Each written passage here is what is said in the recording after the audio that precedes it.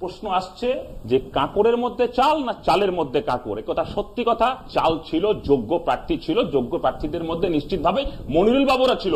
মনিরুল বাবুরা মতো যারা যোগ্য চাকরি, যাদের চাকরির জন্য আমরা লড়াইটা করব, কিন্তু একই সঙ্গে বলবো এই পার্থ, সুবীরেশ, কল্যাণময় থেকে শুরু করে নবান্ন, ক্যামাকটিক যারা এই টোটাল দুর্নীতির সঙ্গে জড়িত, তাদের শাস্তি যতক্ষণ না হচ্ছে ততক্ষণ লড়াই চলবে।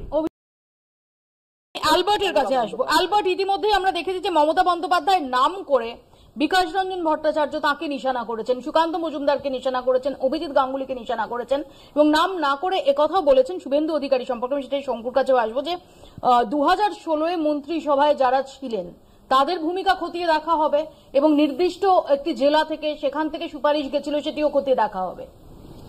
মমতা বন্দ্যোপাধ্যায় মমতা বন্দ্যোপাধ্যায় নিজের যে ঢং, নিজের দুর্নীতি, নিজের জালিয়াতি, নিজের কুকর্ম ঢাকার জন্য অন্যের ঘাড়ে চাপা, এটা বরাবরের চরিত্র। আমি শুধু একটা কথা বলতে চাই, 25,753 জনের চাকরি চলে গেল সুপ্রিম কোর্টের রায়।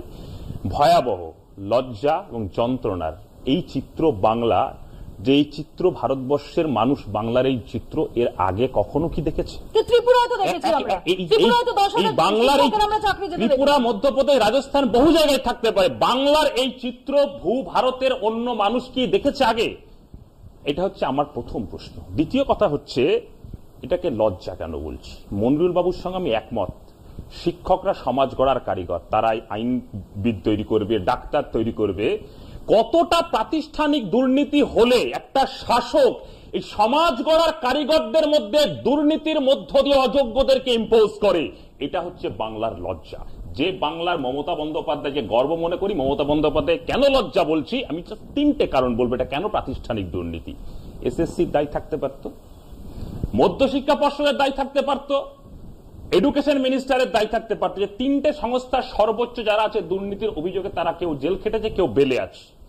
ইভেন এই ঘটনাকে কেন্দ্র করে এরকম অভিযোগও উঠেছে, তার তদন্ত এনকোয়ারি এখনো পর্যন্ত চলছে, যে ইনক্লুডিং সিএম তার ফুল ক্যাবিনেট নিয়ে, সেই ক্যাবিনেটে শুভেন্দু অধিকারী তখন ছিল কি ছিল না সবটাই সময়ের হিসেবে প্রমাণ পাওয়া যাবে। কিন্তু যেটা জাস্ট আমি শেষ করছি, নিউমেরিক পোস্ট তৈরি করে নিজেদের এই অযোগ্যদেরকে চাকরি বহাল করার যে অসৎ উদ্দেশ্য মমতা বন্দ্যোপাধ্যায় ছিল। আমি জাস্ট শেষ করবো, জাস্ট 30 সেকেন্ড দিই। প্রশ্ন আসছে যে কাঁকড়ের মধ্যে চাল না চালের মধ্যে কাঁকড়। একথা সত্যি কথা। চাল ছিল, যোগ্য প্রার্থী ছিল, যোগ্য প্রার্থীদের মধ্যে নিশ্চিতভাবে মনিরুল বাবুরা ছিল। মনিরুল বাবুরা মতো যারা যোগ্য চাকরি, যাদের চাকরির জন্য আমরা লড়াইটা করব, কিন্তু একই সঙ্গে বলবো এই পার্থ, সুবীরেশ, কল্যাণময় থেকে শুরু করে নবান্ন, ক্যামাকটিক যারা এই টোটাল দুর্নীতির সঙ্গে জড়িত, তাদের শাস্তি যতক্ষণ না হচ্ছে ততক্ষণ লড়াই চলবে।